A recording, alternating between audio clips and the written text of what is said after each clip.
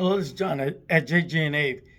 Hey, let's talk about some rounds and talk about utility of those rounds and some of the three most basic popular rounds that are out there.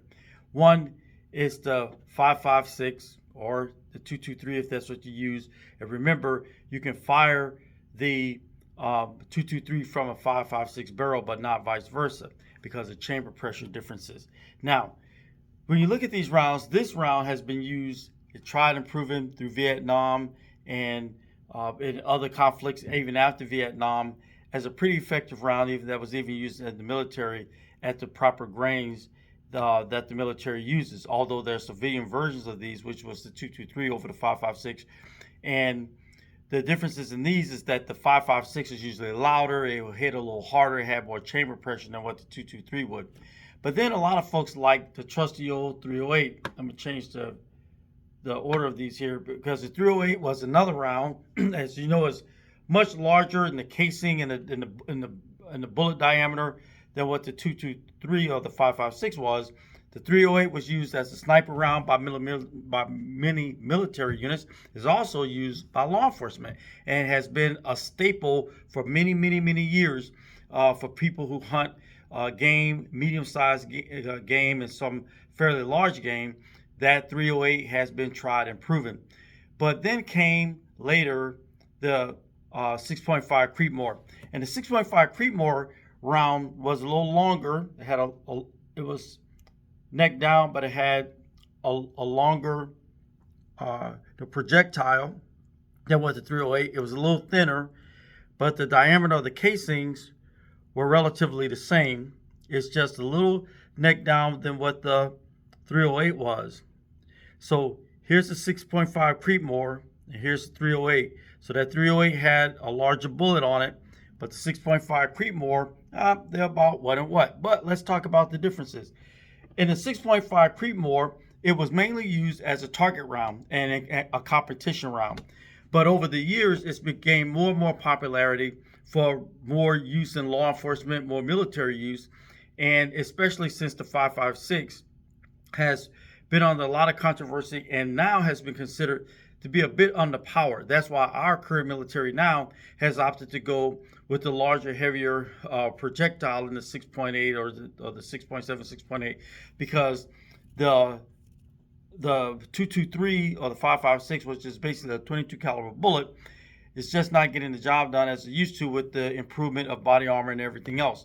So the reason that there's controversy sometimes between people that like the 308 and the 6.5 Creedmoor is because the 308 is more popular, there's more availability, it's usually less cost, so people favor the 308. However, in performance, ballistically, the 6.5 Creedmoor has more bang for your buck, so to speak.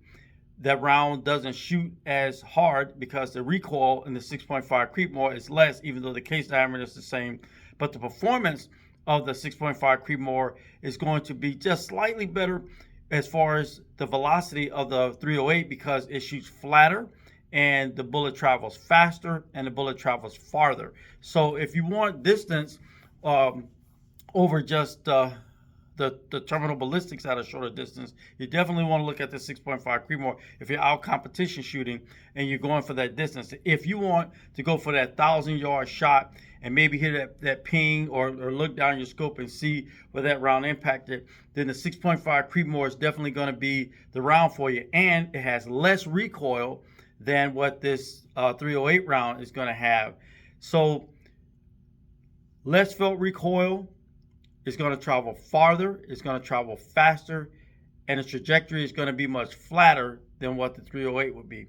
So the drop on the 308 at 800 yards is going to be significantly more than what the 6.5 Creedmoor is.